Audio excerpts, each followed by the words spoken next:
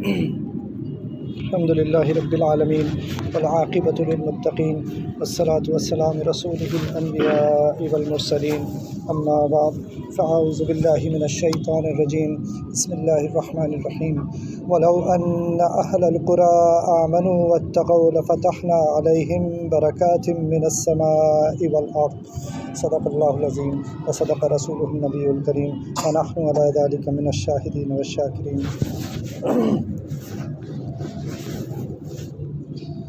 رجب کا مہینہ شروع ہو گیا الحمدللہ۔ نبی کریم صلی اللہ علیہ وسلم کی ایک دعا ہے جو آپ سب لوگوں نے رجب کا چاند دیکھ کر مانگی ہوگی، اگر نہیں مانگی ہو تو ابھی بھی وقت نہیں گزرا، وہ دعا ہمیں ابھی بھی مانگ لینی چاہیے، اور وہ دعا یہ ہے کہ اللہم بارک لنا فی رجب و شعبان و بلغنا رمضان۔ تو نبی کریم صلی اللہ علیہ وسلم کیا دعا فرما رہے ہیں کہ ہمارے رجب اور شعبان میں ہمیں برکت دے دیجئے اور ہمیں رمضان تک پہنچا دیجئے۔ تو یہ دعا تو ایک چھوٹی سی دعا ہے اور ہم نے سنی بھی ہوگی، پہلے بھی سنی ہوگی، لیکن اگر اس دعا میں غور کریں تو ہمیں اس بات کا احساس ہونا چاہیے کہ نبی کریم صلی اللہ علیہ وسلم رمضان تک پہنچنے کی دعا مانگ رہے ہیں، اور کب مانگ رہے ہیں؟ رمضان سے 2 مہینے پہلے سے مانگ رہے ہیں، اور 2 مہینے جو اس سے پہلے والے ہیں ان کی بھی اہمیت رمضان کی وجہ سے اتنی بڑھ گئی کہ نبی کریم صلی اللہ علیہ وسلم دعا میں یہ مانگ رہے ہیں کہ ان 2 مہینوں میں ہمیں برکت عطا فرمائیے اور پھر ہمیں رمضان تک پہنچا دیجیے۔ تو یہ رمضان کا مہینہ جس کی اتنی اہمیت ہے کہ نبی کریم صلی اللہ علیہ وسلم دعا کر رہے ہیں کہ رمضان تک ہمیں پہنچا دیجیے، اس سے پہلے کے 2 مہینے بھی اتنے اہم ہو گئے کہ اس کے لیے بھی اس میں بھی برکت کی دعا مانگ رہے ہیں۔ تو کیونکہ ہم رمضان کی اہمیت کو سمجھتے نہیں تو ہماری زندگی کس طرح گزرتی ہے؟ ایسے ہی گزرتی ہے جیسے رمضان سے پہلے گزر رہی تھی، ویسی ہی زندگی ہماری رمضان کے بعد والی ہوتی ہے، کوئی فرق نہیں ہوتا۔ رمضان آتا ہے چلا جاتا ہے، ہم بھوکے رہتے ہیں، پیاسے رہتے ہیں، اور ہم میں سے بہت سے ایسے ہوتے ہیں جو نمازیں پڑھ لیتے ہیں، لیکن پہلی شوال آتی ہے اور ہماری زندگی پھر اسی طرح گزرنی شروع ہو جاتی ہے۔ تو رمضان کا جو فائدہ ہمیں اٹھانا چاہیے تھا تو وہ ہم نے صحیح طرح نہ اس کو سمجھا نہ اس سے فائدہ اٹھایا۔ تو اللہ کے نبی صلی اللہ علیہ وسلم یہ جو 2 مہینوں کا ذکر کر رہے ہیں، خصوصاً رمضان سے پہلے، اس میں سے پہلا مہینہ تو شروع ہو گیا،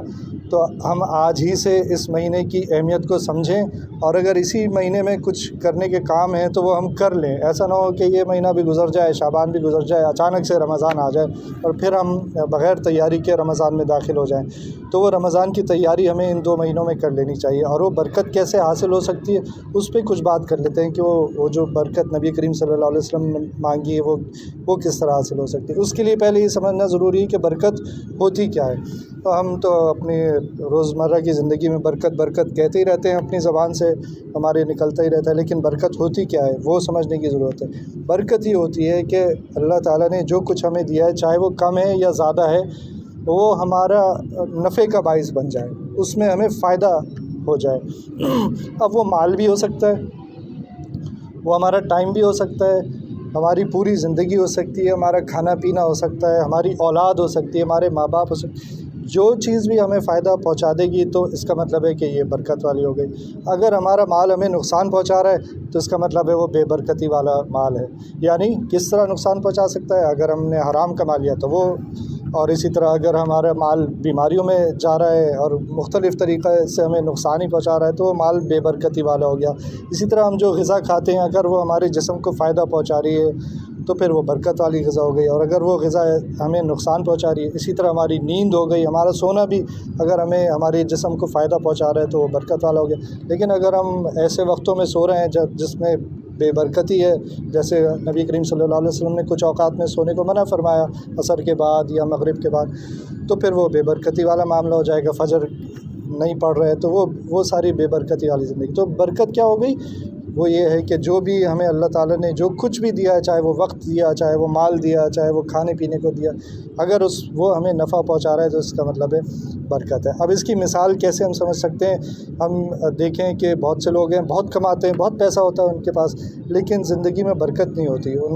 مختلف طریقوں سے پیسہ ان کے پاس سے جاتا رہتا ہے۔ ایسے لوگ ملیں گے جو مہینے میں لاکھوں کماتے ہیں لیکن کہتے ہیں بچتا ہی نہیں، نئے مہینے کی پہلی تاریخ کا انتظار رہتا ہے۔ لیکن ہم دوسری طرف دیکھیں تو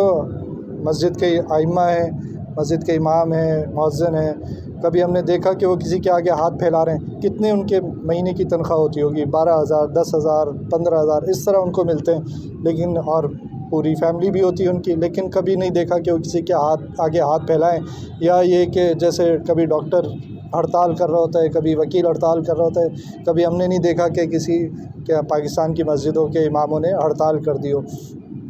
لیکن اللہ تعالیٰ ان کے رزق میں برکت دیتے ہیں اور ان کو کبھی کسی کے آگے ہاتھ پھیلانے کی ضرورت نہیں ہوتی۔ تو یہ جو 3 مہینے، کسی نے ان 3 مہینوں کے بارے میں بڑی اچھی بات کہی کہ یہ جو رجب کا مہینہ ہے، یعنی پہلا مہینہ، یہ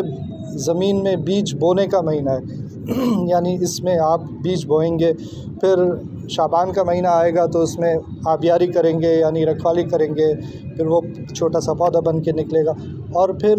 رمضان کا مہینہ جو ہے وہ بہار کا مہینہ ہے، یعنی پھر آپ کو ثمرات ملیں گے، پھل ملیں گے، پھول ملیں گے، اس تمام محنت کے جو آپ نے ان 2 مہینوں میں کر لی۔ تو اگر ہم نے ان 2 مہینوں کو اچھے طریقے سے استعمال کر لیا تو انشاءاللہ ہمیں وہ رمضان ملے گا جس سے ہم یقینی طور پر فائدہ اٹھا سکیں گے، اور پھر اس کے بعد والی زندگی میں ہم تبدیلی دیکھیں گے۔ ایسا نہیں ہوگا کہ پہلی شوال کی مسجد جو ہے وہ شعبان کی آخری تاریخ والی مسجد ہو، یعنی پورے رمضان تو نمازی بھرے رہے مسجد میں، لیکن شوال آیا تو مسجد دوبارہ سے خالی ہو گئی۔ تو اب یہ جو میں نے آیت تلاوت کی، اس میں اللہ سبحانہ وتعالیٰ نے برکت حاصل کرنے کا طریقہ بھی بتایا۔ تو آیت کا ترجمہ یہ ہے کہ اور اگر ان بستیوں کے لوگ ایمان لے آتے اور پرہیزگار ہو جاتے تو ہم ان پر آسمان و زمین کی برکات کھول دیتے۔ تو اللہ سبحانہ وتعالیٰ کیا فرما رہے ہیں کہ ایمان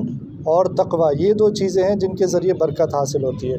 تو ایمان تو الحمدللہ ہمارے پاس ہے، جیسا بھی ہے، ٹوٹا پھوٹا، لیکن یہ کہ تقوی کی ہم سب کو محنت کرنے کی ضرورت ہے، مجھ سمیت۔ تو تقوی ہماری زندگی میں آ جائے تو پھر انشاءاللہ ہمیں برکت والی زندگی حاصل ہوگی۔ تو وہ تقوی کیسے آئے گا؟ اس میں سے چند ایک کام اگر موٹے موٹے ہم دیکھ لیں کہ اگر ہم شوال میں عہد کریں کہ ہمیں یہ کام کرنے ہیں، یعنی وہ بیج جو بونا ہے شوال کے مہینے میں وہ کیا ہے، تو اس کے لیے سب سے پہلے ضروری ہے کہ یہ دعا جو اگر ہم سے رہ گئی ہے، اللہم بارک لنا فی رجب و شعبان و بلغنا رمضان، اگر یہ دعا ہم سے رہ گئی ہے تو یہ وقت نہیں گزرا، ابھی بھی ہم مانگ سکتے ہیں، ضروری نہیں کہ چاند دیکھنے کے وقت ہی مانگی جائے، وہ تو سب سے بہتر وقت تو وہی تھا، لیکن ابھی بھی وقت ہے، ہم یہ دعا مانگتے رہیں، بار بار مانگتے رہیں، ہر نماز کے بعد مانگتے رہیں۔ تو پھر جب ہم سچی طلب کے ساتھ دعا مانگیں گے تو اللہ تعالیٰ انشاءاللہ ہمارے ان دونوں مہینوں میں برکتیں ہمیں دے دیں گے۔ اس کے بعد کرنے کا کام کیا ہے کہ ہم اپنے مقصد زندگی پر غور کریں کہ ہماری زندگی کا مقصد کیا ہے، کیا ہم اسی لیے آئے تھے؟ یہ جو 11 مہینے پچھلے ہم نے گزارے، کیا ایسے ہی گزارنے چاہیے تھے یا زندگی کا مقصد کچھ اور تھا؟ تو اللہ تعالیٰ نے تو ہمیں اصل میں تو بندگی کے لیے پیدا کیا تھا، وہ بندگی ہماری زندگی میں آ گئی ہے یا نہیں آ گئی ہے، تو اس پہ غور کریں۔ پھر یہ کہ استغفار کریں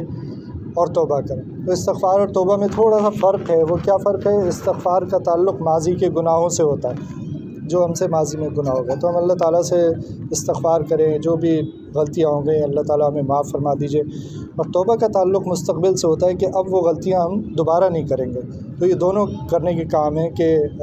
توبہ بھی کریں، استغفار بھی کریں کہ آئندہ ہم کبھی یہ غلطیاں نہیں کریں گے۔ اس کے ساتھ ساتھ موت کا استحضار کرنا کہ ایک دن ہمیں مرنا ہے،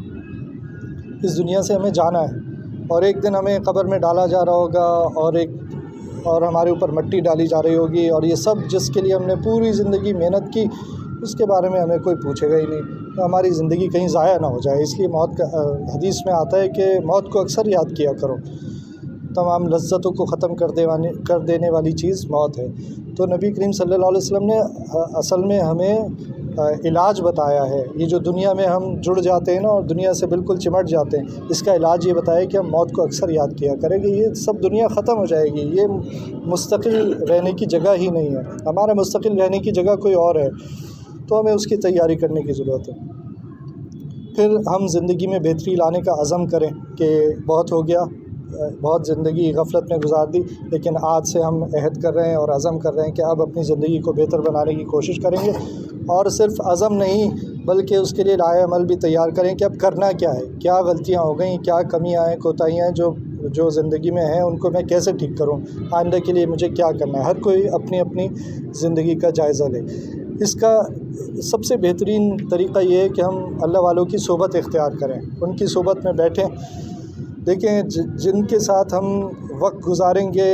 جنت میں بھی انہی کے ساتھ انشاءاللہ وقت گزاریں گے۔ اگر ہم نیک لوگوں کے ساتھ وقت گزاریں گے تو پھر اللہ تعالیٰ ہمیں جنت میں بھی انہی کے ساتھ رکھیں گے۔ جیسی صحبت دنیا میں ہوگی ویسی صحبت آخرت میں ہوگی۔ اللہ نہ کرے اگر ہم نے غلط لوگوں کے ساتھ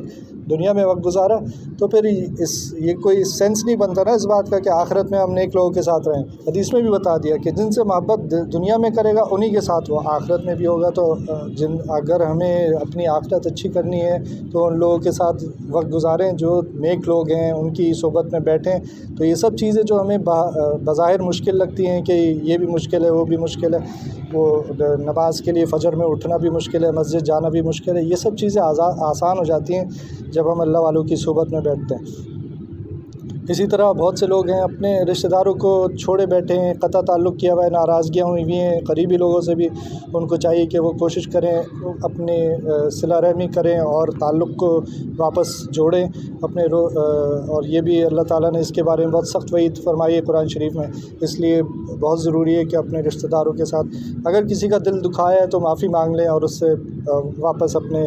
تعلقات صحیح کر لیں۔ دل نہیں بھی دکھایا تو بھی معافی مانگ لیں کیونکہ اس کا بہت زیادہ ثواب ہے۔ اسی طرح یہ دیکھیں کہ میں پورے حقوق اللہ ادا کر رہا ہوں یا نہیں کر رہا، اور اسی طرح میں حقوق العباد پورے ادا کر رہا ہوں یا نہیں کر رہا۔ یہ سب ہمیں پہلے معلوم ہونا چاہیے کہ حقوق العباد ہیں کیا۔ مثلاً یہ کہ پڑوسی کے کیا حقوق ہیں، مطلب میں تھوڑی سی آگے کی بات اس لیے کر رہا ہوں کہ اپنے بچوں کے، بیوی کے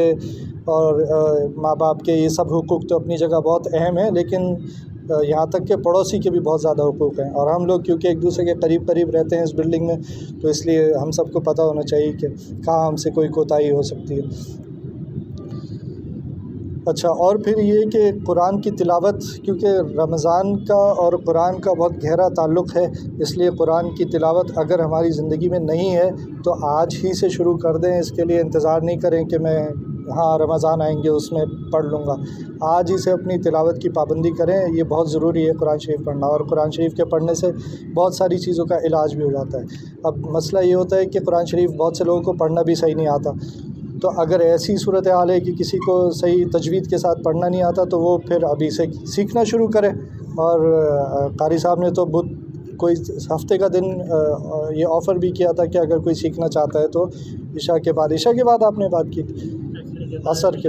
عصر اور عشاء کے بعد اگر کوئی سیکھنا چاہتا ہے تو وہ تجوید کے ساتھ قرآن شریف سیکھ، تو ابھی سے تیاری شروع کر دیں بھائی۔ تجوید کے ساتھ اگر قرآن کوئی نہیں پڑھ سکتا تو اس سے ایسی غلطیاں ہو سکتی ہیں جو کہ حرام ہیں، اور ہم اس بات کا احساس نہیں کرتے کہ قرآن کو صحیح پڑھنا کتنا ضروری ہے۔ تو اور نماز ہر کوئی پڑھتا ہے، اس لیے قرآن شریف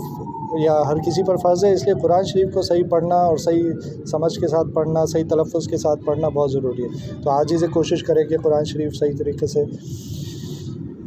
اچھا، اور اس بات کا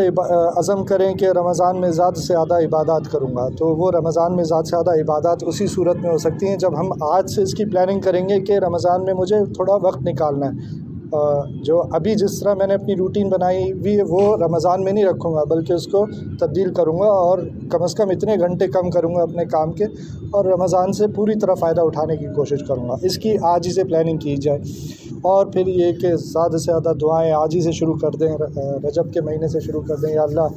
مجھے رمضان کی برکات حاصل کرنے کی توفیق عطا فرما، ان 2 مہینوں کی برکات حاصل کرنے کی توفیق عطا فرما۔ اللہ سے اللہ کو مانگے، دنیا تو سبھی مانگتے ہیں، ہمیں چاہیے کہ ہم اللہ سے اللہ کو مانگے۔ یا اللہ میں آپ سے آپ کو مانگتا ہوں، آپ مجھے مل جائیں گے، سب کچھ مل جائے گا۔ تو یہ چند گزارشات تھیں کہ ان مہینوں کی، آگے انشاءاللہ شعبان کی بھی بات کریں گے جب شعبان کا مہینہ آ جائے گا۔ تو یہ جو پوری بات تھی اس کا مقصد یہ تھا کہ اگر ہم رجب کے مہینے میں بیج بونا چاہتے ہیں کہ میں رمضان سے زیادہ کیسے فائدہ اٹھا سکتا ہوں، تو یہ چند ایک کام اگر ہم کر لیں تو انشاءاللہ ہمیں رجب کی برکات حاصل ہوں گی، اور پھر جب شروع کر دیا تو پھر شعبان کی بھی انشاءاللہ ہو جائیں گی، اور پھر ہمیں اللہ تعالیٰ رمضان کی سے زیادہ فائدہ اٹھانے کی توفیق عطا فرمائے۔ ربنا تقبل منا انك انت السميع العليم وتب علينا انك انت التواب الرحيم، صلى الله تعالى على خير خلقه محمد وعلى آله واصحابه اجمعين، آمين برحمتك يا ارحم الراحمين۔